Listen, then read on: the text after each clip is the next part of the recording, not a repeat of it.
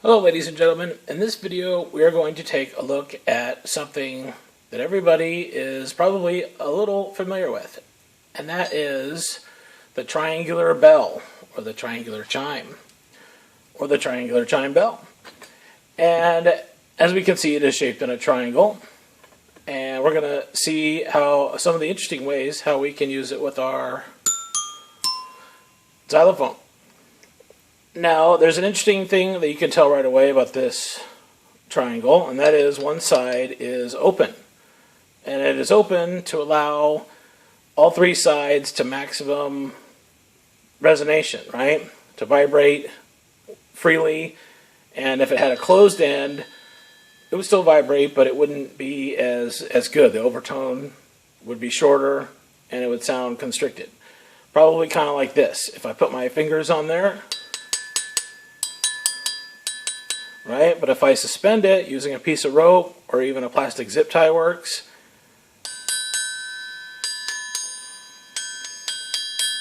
Right? And I'm using our xylophone mallet, and at the end of the video we'll use a couple other things and see the other kinds of effects it has on the pitch and tone of our tricky triangle.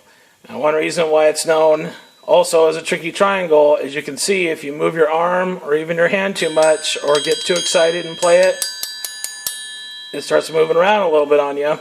So you kind of have to hold your hand steady, and when it does start to move because you're having too much fun, you just gotta pay attention and roll with it and try your best. Okay, see right now, even right now at this very moment, it's fighting me a little bit. Okay, so again, bottom, side, three distinct pitches, all kind of within the same family. So let's check out the kind of things we can do. So let's try to use it as sort of like a home note for our personal self-expression or any kind of song we want to make. So here we go. All right, that's a good one.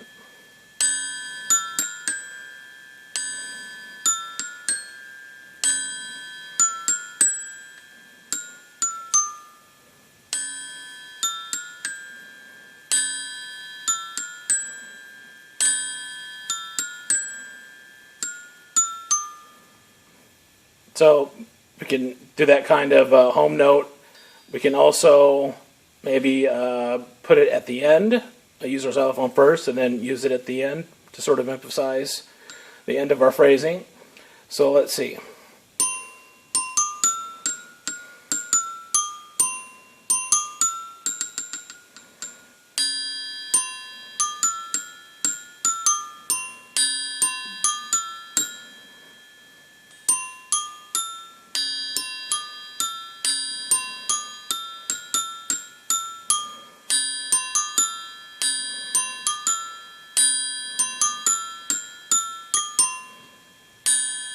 Right?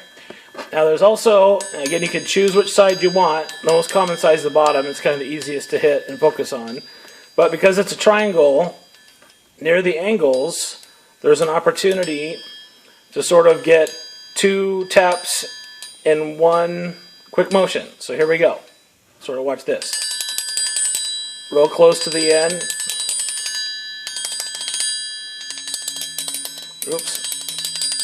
Right? And also the cool thing about that is not only do you get the fast chime noise, but you also get a nice wood click kind of noise with it.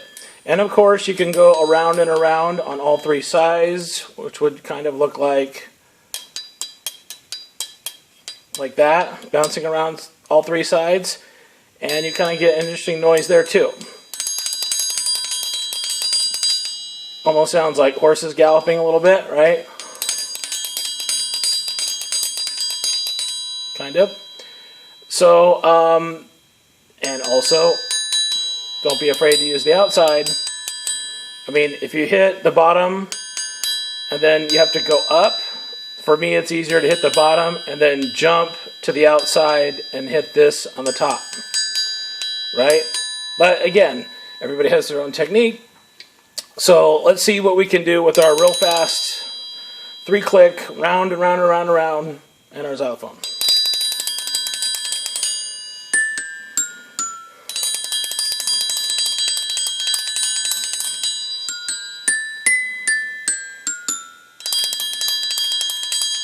In fact, this would be the galloping, this would be good to have a friend, if a friend comes over, have a friend play.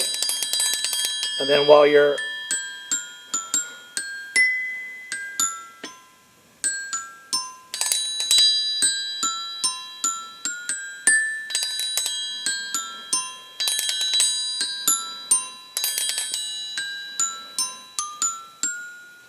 that kind of thing, right?